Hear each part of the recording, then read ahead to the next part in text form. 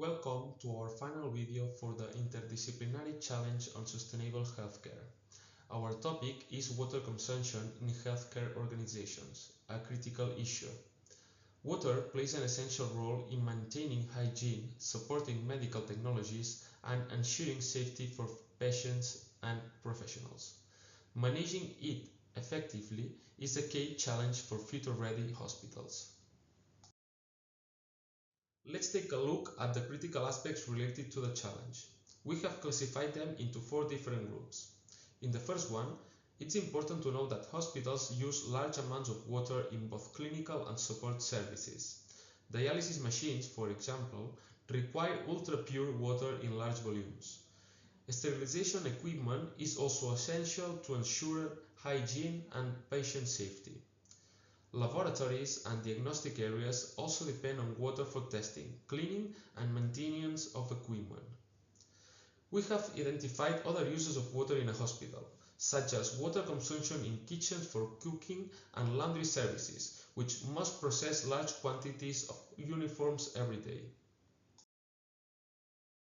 Beyond equipment and services, water is heavily used in infrastructure systems. Sanitary facilities, such as toilets, showers, and sinks, account for a significant part of daily consumption. Air conditioning systems often rely on water for cooling. Regular flushing is required to prevent the spread of Legionella.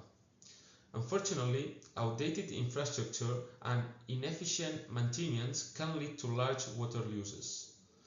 In many cases, there is also a lack of active management or staff engagement in conservation strategies.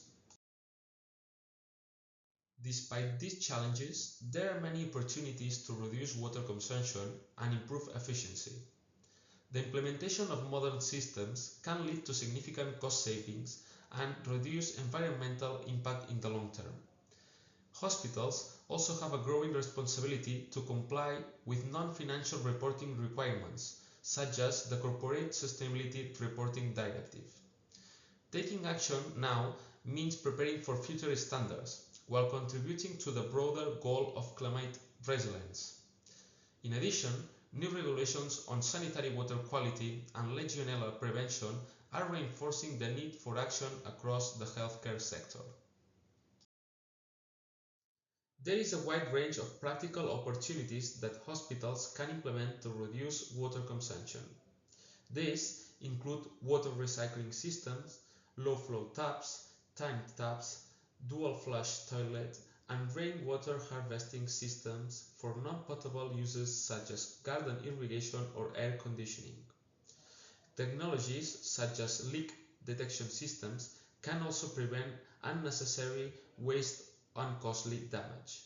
Staff education and commitment are equally important to ensure that systems are used correctly and systematically.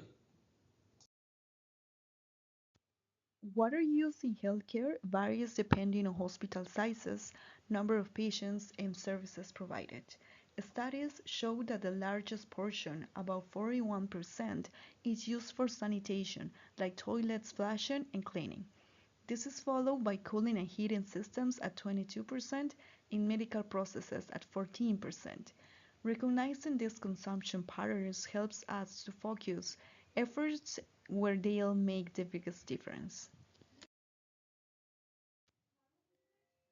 With all this information in mind, we have selected two solutions that address the main water consuming areas, which are water recycling systems and low flow fixtures.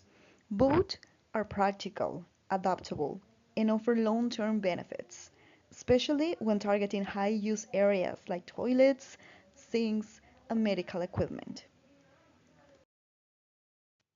First, we're going to analyze water recycling systems.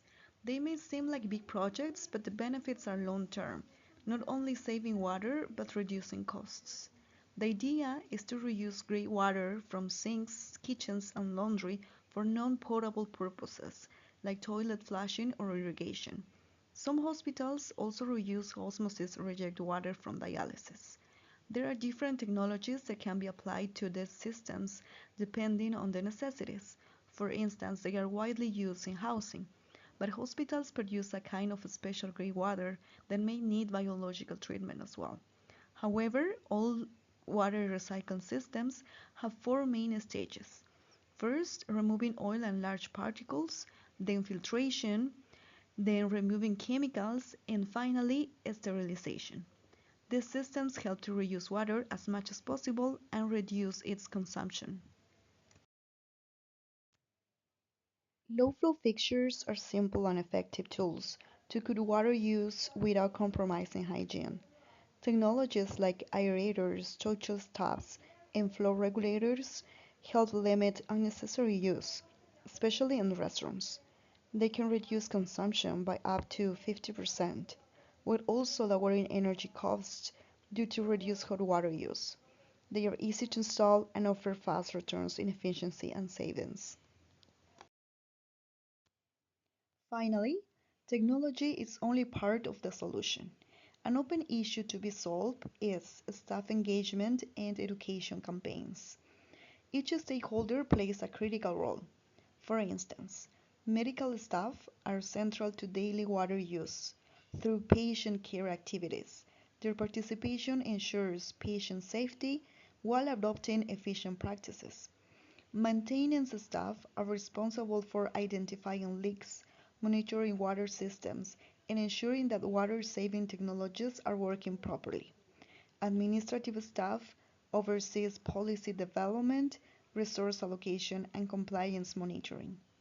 So, awareness campaigns and basic training can make a big difference by promoting daily habits that save water. Involving all personnel from the start increases acceptance, fosters a sense of ownership, and ensures long-term impact. Thank you very much for your attention.